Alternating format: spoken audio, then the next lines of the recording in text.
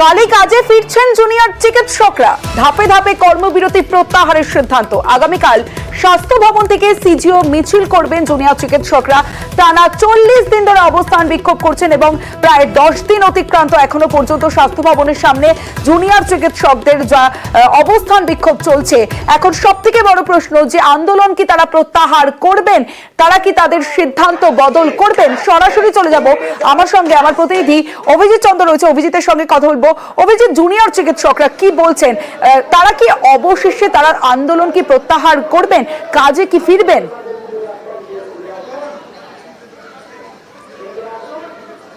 গতকালই নবান্নে মুখ্য সচিবের সঙ্গে বৈঠক হওয়ার পর, অর্থাৎ স্পেশাল যে টাস্ক ফোর্স এই হাসপাতালগুলোর জন্য করা হয়েছিল, সেই বৈঠকের পর রাত্রির 2:30 নাগাদ তারা মেল করে তাদের সমস্ত দাবিগুলোকে নিয়ে।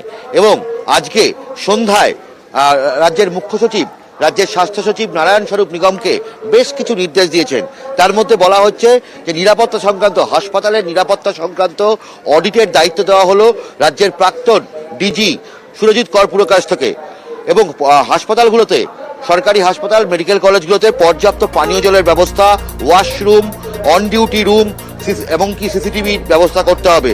রাজ্যের তরফে সমস্ত স্বাস্থ্যক্ষেত্রে, সমস্ত স্বাস্থ্যকেন্দ্রগুলোতে পর্যাপ্ত পুলিশের ব্যবস্থা করতে হবে, মহিলা পুলিশ মোতায়েন করতে হবে। এছাড়া সমস্ত স্থানীয় থানাকে রাতের বেলা ডিউটি করতে হবে। এবং এরই সঙ্গে যেটা বলা হয়েছে, চিকিৎসক ও স্বাস্থ্যকর্মীদের নিরাপত্তা নিশ্চিত করতে প্রতিটি হাসপাতাল ও স্বাস্থ্যকেন্দ্রে বসানো হবে প্যানিক বাটন। অর্থাৎ যদি কোনো জরুরি ঘটনা ঘটে, সঙ্গে সঙ্গে সেই প্যানিক বাটনে টিপলেই তা যাতে পুলিশ জানতে পারে। এবং আভ্যন্তরীণ অভিযোগ গ্রহণ কমিটি এবং অন্য কমিটিগুলোকে সম্পূর্ণরূপে সচল করতে হবে। চিকিৎসক এবং স্বাস্থ্যকর্মীদের নিরাপত্তায় যাতে কোনো রকমভাবে খামতি না থাকে তা নিশ্চিত করতে তৎপর রাজ্য সরকার। এবং এরপরই আন্দোলনকারী ছাত্ররা তারা জেনারেল বডি বৈঠকে বসে। 26টা রাজ্যের সরকারি বেসরকারি মেডিকেল কলেজের যে আন্দোলনকারী ছাত্রদের যে বৈঠক, সেই বৈঠক হয়।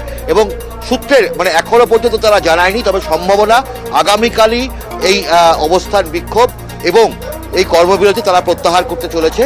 এবং আগামী পরশুদিন থেকেই তারা ধাপে ধাপে কাজে যোগ দেবে। প্রথমে এমার্জেন্সি পরিষেবা, অর্থাৎ জরুরি পরিষেবায় তারা কাজে যোগ দেবেন এবং তারপরে তারা ইনডোর এবং আউটডোর পরিষেবাগুলোতেও কাজে যোগ দেবেন। অভিজিৎ, একটা বিষয় জানতে চাইবো, কাল যে সিজিও পর্যন্ত মিছিল করবেন জুনিয়র চিকিৎসকরা, সেই মিছিলের দাবি কি থাকবে তাদের?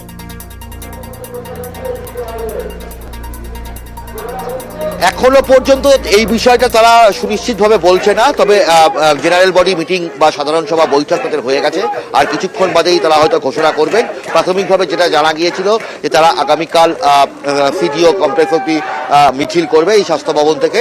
এবং সেখানে তারা দাবি তুলবে যাতে যে আরও দ্রুত যাতে প্রকৃত অপরাধীদের চিহ্নিত করে তাদেরকে ধরা হয়, সেই বিষয়টা তারা তুলে ধরবে।